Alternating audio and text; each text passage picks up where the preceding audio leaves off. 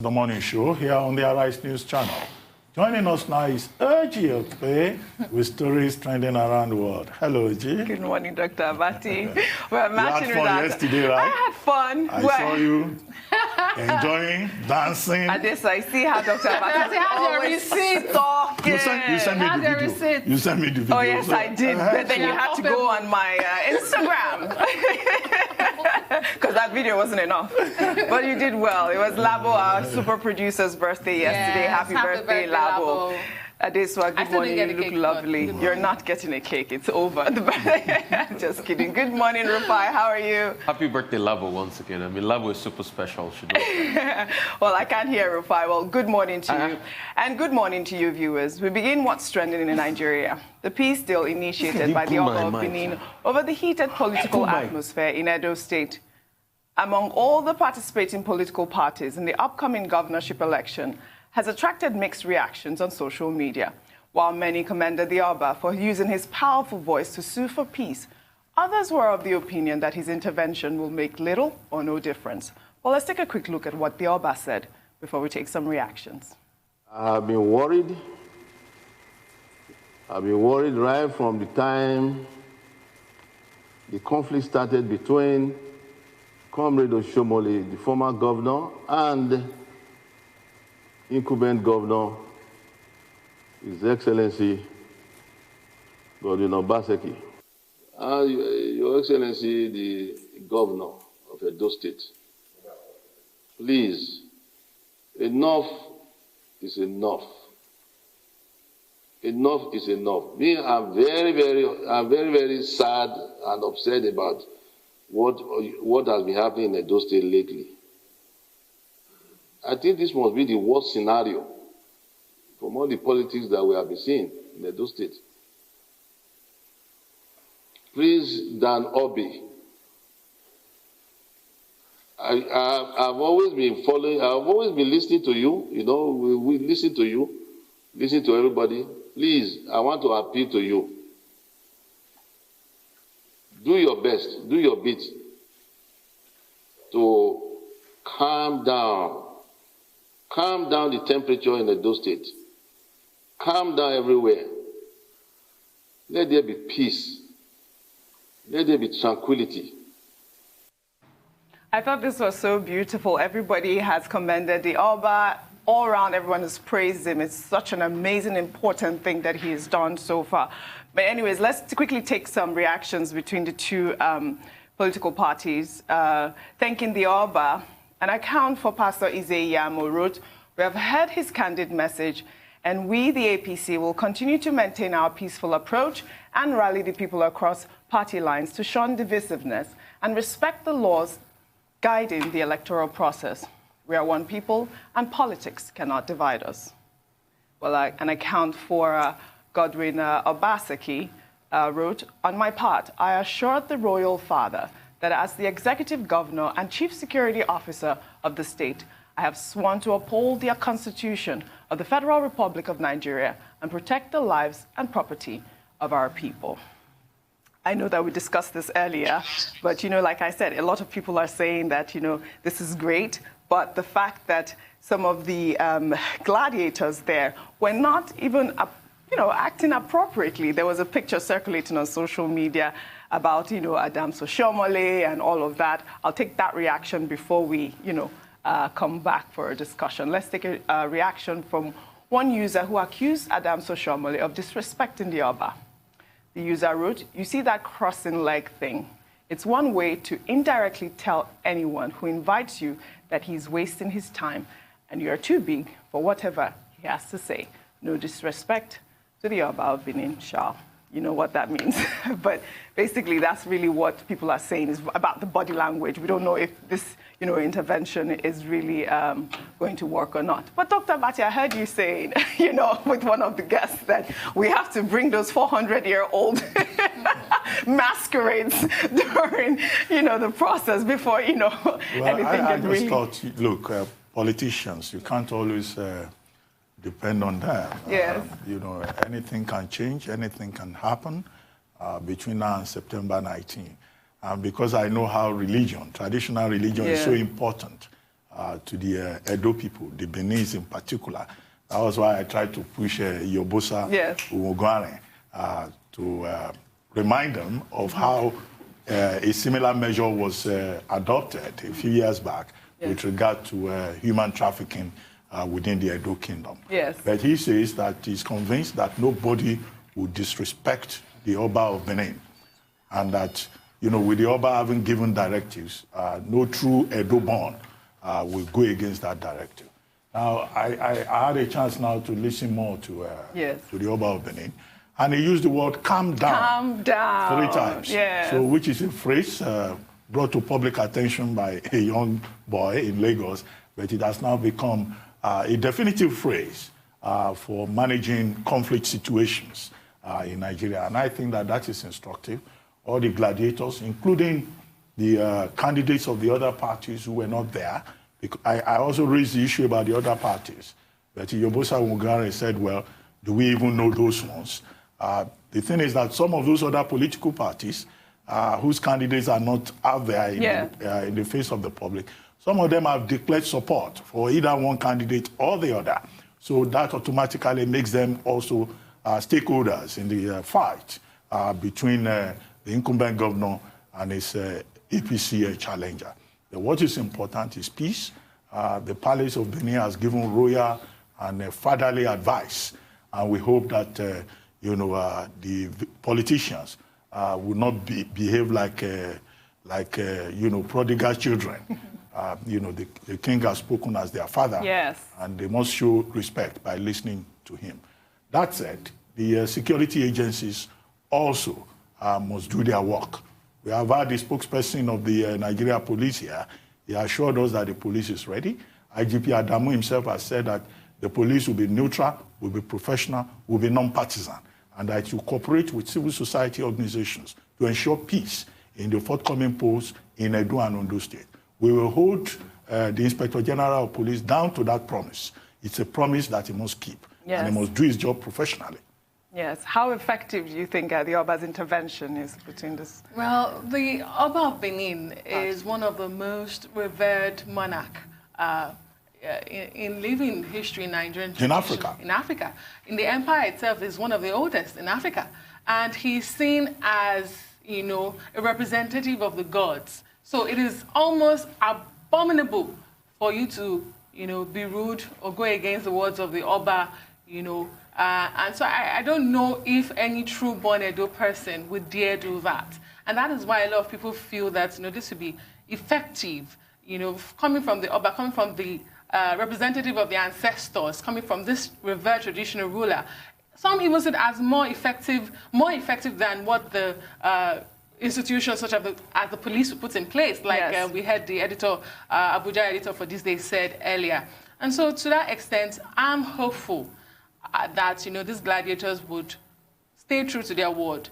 But there's also, a caveat some tricky people may bring in to say, yes, the gladiators were there, they promised, but what about their foot soldiers? Can they ensure that their foot soldiers also live up to that word? The Oba also begged that they should tell. That's not one thing you see. It's not common for the Oba to beg. He doesn't beg, but for him to go to say, I'm pleading with you, you have to do this.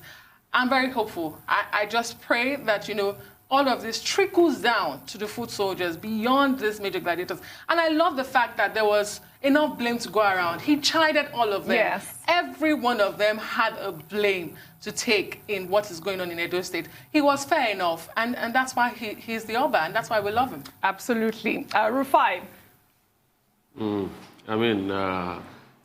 Yesterday when the story broke that the Oba had met with them, there used to be a popular word they say Oba not a good transfer. That's to show you he's the Oba, he's got a great resolve, and he has said it all. He's the ancestor of the land. He has seen it all, he has said it all. Evil doesn't do anybody any good. I think it was Rumi that said, even if you want to seek revenge, you have to dig 2 graves, because you two will fall into one. So please, whatever has happened in the past, let's just lay it down. Let's forget, let's calm down. let's make the development of the Edo people be paramount in our hearts. Let's give peace a chance. That's what the Oba said. And I don't think anybody should go against them. And their followers, the people control the followers.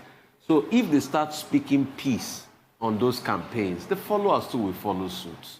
When you don't support any form of violence, nobody will see violence as something beneficial to them. It doesn't do anybody good. Because when you finish it now, you kill people, where are you going to run to? Like the Oba asked, would you run to Obodo Ibo? Edo is still your home. So please, let's give peace a chance, everybody. I hope it works out, especially the fact that the Adesua, did I hear you say you love the Oba of Benin? Why wouldn't she, why wouldn't she say that she's an Edo princess? Why is it? No, I just wanted to be sure. Dr. Abati, no comment. Please off your mic.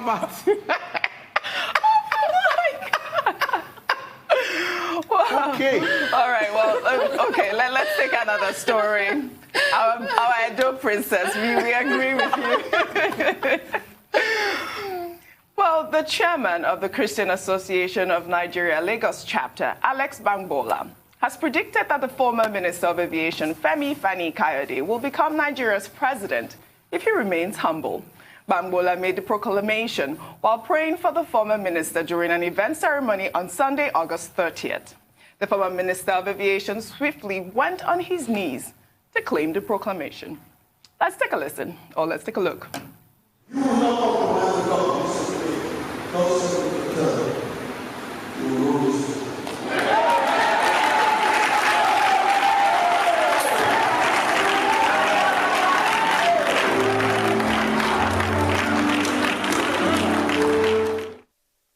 Okay, everyone. He does want to become president. Rufai, I can hear you cracking up. Mr. Fani-Kayode does want to become president of Nigeria. Chief, please. Oh, Chief. Chief. I apologize. Chief Femi Fani-Kayode wants to become president of Nigeria. I have to give it to Chief Femi Fani-Kayode. Let me just shorten it to FFK here. He has successfully catapulted himself back to limelight. From, who's bankrolling you to an apology to now being, wanting to become next president. But you see, for me, I think men of faith are entitled to their opinions like any other citizen. If they feel that Chief FFK, should be the next president, that's fine. But I also think that he should start as president of the Christian Association of Nigeria. It would be nice to see how he rules CAN. Yeah. Then perhaps we can, lend our votes to a general election.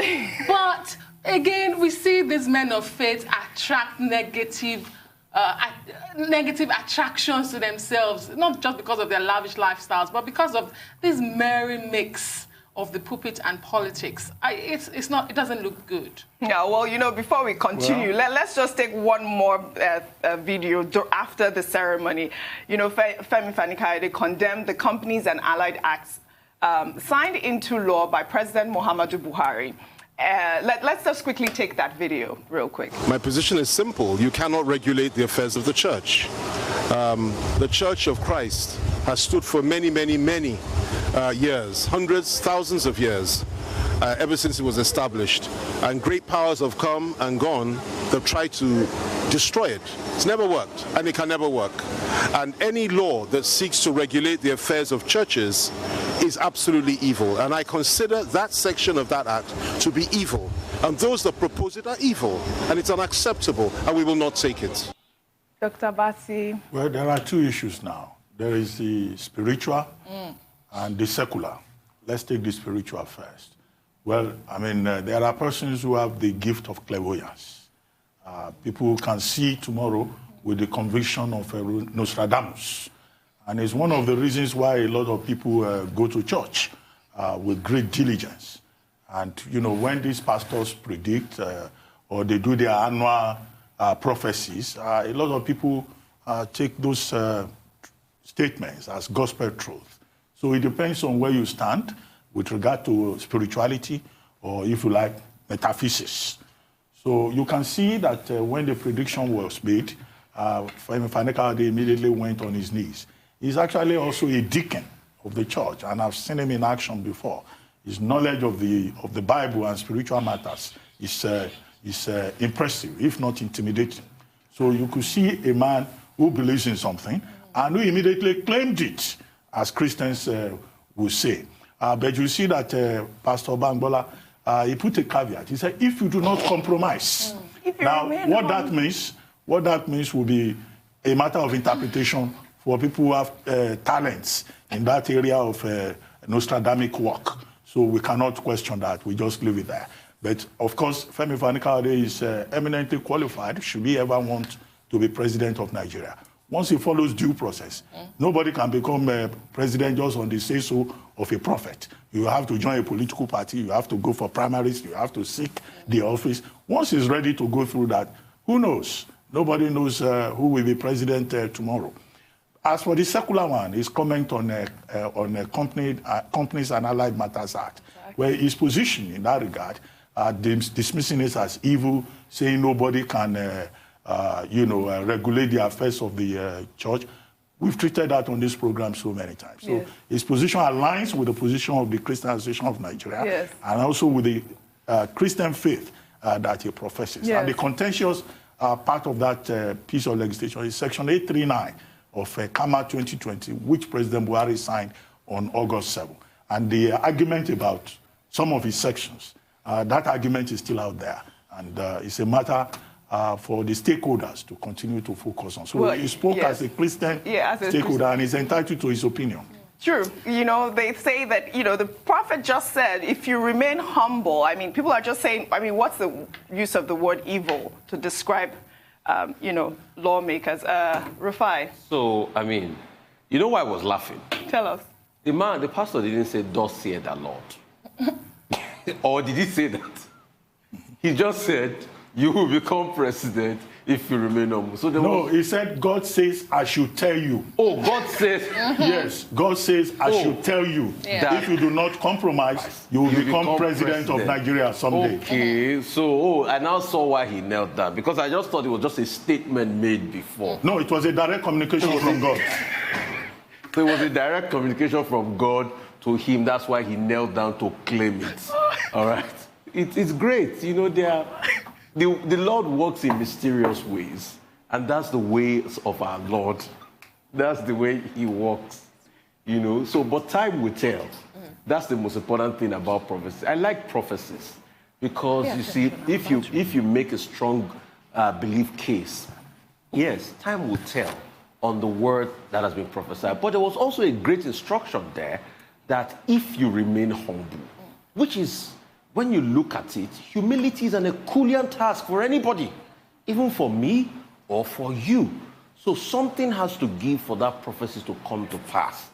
And we'll look at it critically. Time will tell. All right, well said, Rufai. Sorry, Ojani, you want to move to your next question, but I have to put Dr. Abati on the spot here. Dr. Abati, would you vote for Chief Femi Fani-Kayode as president? He has not yet declared interest in it. No, I'm not going to vote on the basis of a pastor's proclamation. Because elections occur in context. There will be other candidates, there will be political parties. By the time he emerges as a presidential candidate, I'm going to weigh him against others. And I'm not going to vote for him because I know him. He's your friend, or because a pastor said so. No. God said so. The pastor said God said so. The prophecy is not for me. It's not for the electorate. It's a personal message. So it's at that level. All right. Please, let's move on to our next story, Rufai. We'll take our next story.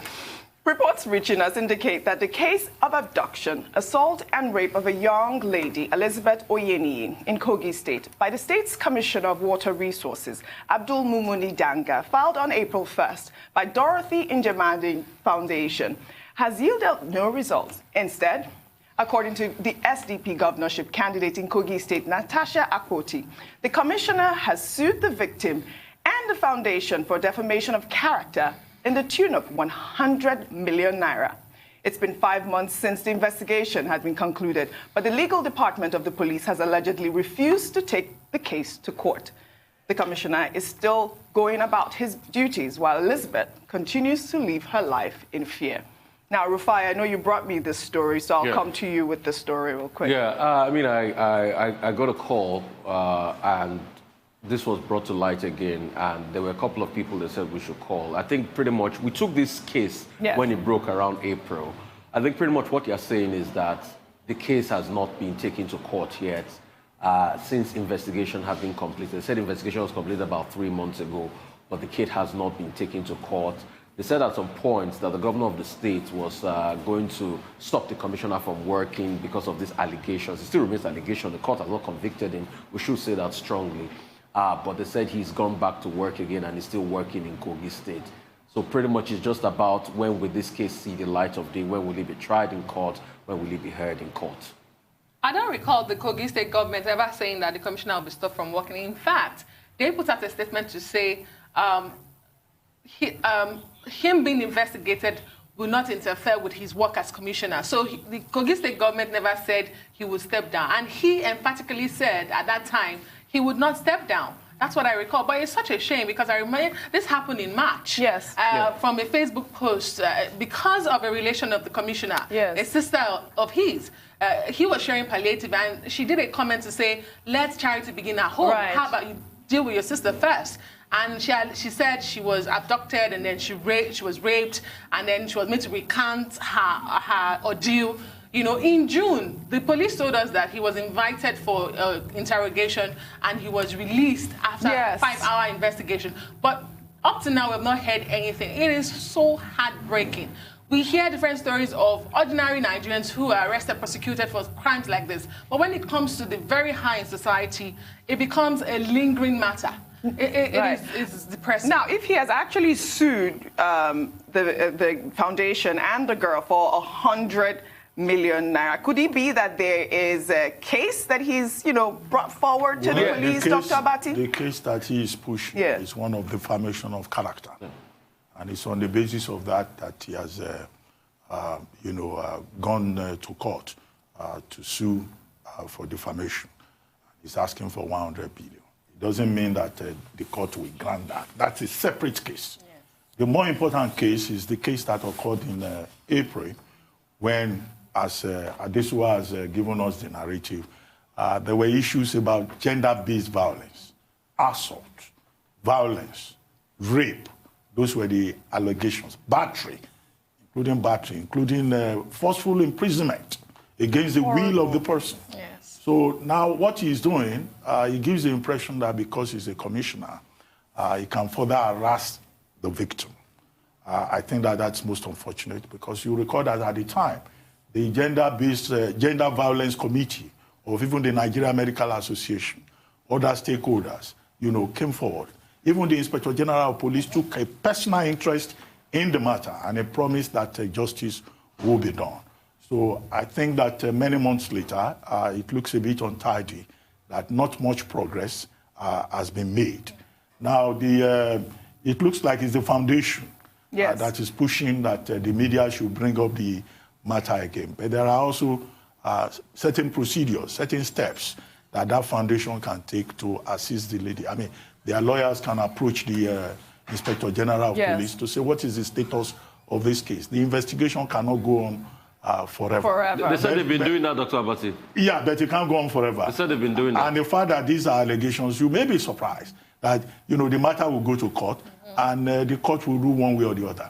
But the larger issue, thematic issues, are things we should not ignore about the fact that women and children and everybody must be safe inside Nigeria or outside. Yes. Nobody should be discriminated against or treated badly, either because of their social status or because of their gender. That is the main issue. And the controversy that rape has generated, that is, the major theme here. And we hope that, the guy never agreed to step down from office. In fact, the Commissioner of Information, after he said he would not step down, even issued a statement on behalf of the Kogi State. Why has the case not gone to court? This is my issue. 5 months, it's really ridiculous. Why was the police not taking this matter up? Or just bringing it in the media? The police will tell you that they are taking it up. There's proof, they are still investigating. There are videos circulating over social media for months. There is no statute of limitation. on the case. So they will say that they are... Dr. Abaji, are you sure about that for rape? Okay. They started citing no, that... Rape is not the only matter here now. Okay. There is also assault, there's battery, there are other issues. Okay. You know, involved. These are all smacks of intimidation and impunity. Yes. Just because violation of human rights. You know, there are many issues there. Yes, but I believe that, you know, would like to even probably speak with this lady if she's available for us to talk to, so that we can really hear from her and hear from the other side of the story as well. Because at this point, it feels like we are so marginalized, you know, that, you know, a case of this young lady can come out in limelight and no one has said anything about it 5 months down the line. Rufai. Shameful. All right. Yeah.